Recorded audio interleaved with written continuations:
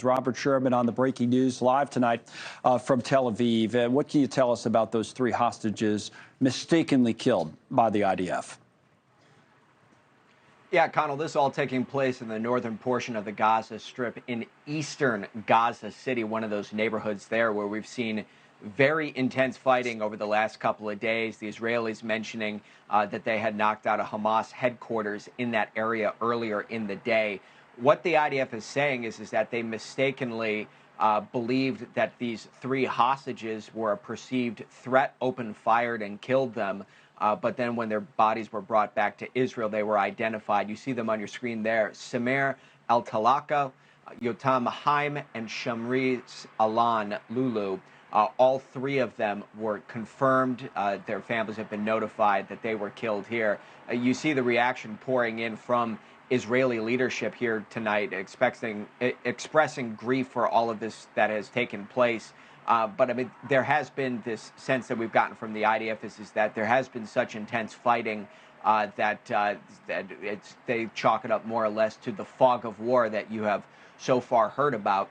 But considering that this is coming off the heels of President Biden's comments about needing the Israelis to be more careful, it's no mystery that Israel has critics around the world. This is certainly something that they will be pointing to, Connell. They will indeed, and it's a tragedy no matter what, how you look at it.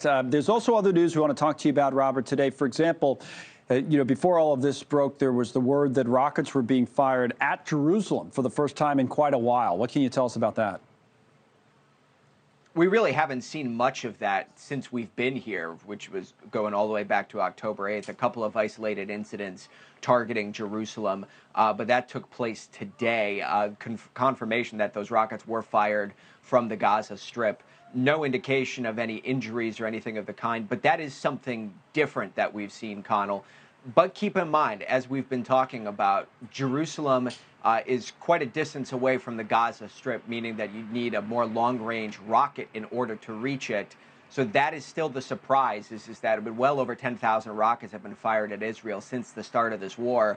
And the fact that Hamas still has long-range capabilities in their arsenal, that is something that really surprises people about 2.5 months into the war. Yeah, now we've talked a lot about President Biden urging the Israelis to move to a new phase of this war. His National Security Advisor, Jake Sullivan, has been over there meeting, as I understand it, with the Palestinian President, Mahmoud Abbas, today. What do we know about that, if anything?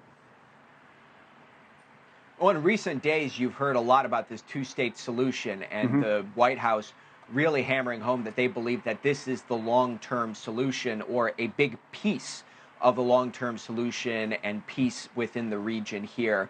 So that we know that was a conversation topic that took place as well.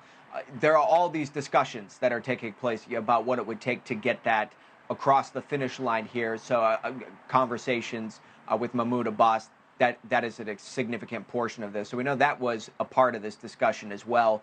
We know that Jake Sullivan also expressing condolences for all of those who've been killed so far in Gaza, with the Gaza Health Ministry putting that at north of 19,000 people killed. Again, Gaza Health Ministry does not distinguish between military combatants and civilians. It's all one big number there. But still a significant loss of life that the United States was acknowledging today. Thanks so much for watching. Just go to joinnn.com to find News Nation on your television provider. And don't forget to click the red subscribe button below to get more of News Nation's fact-driven, unbiased coverage.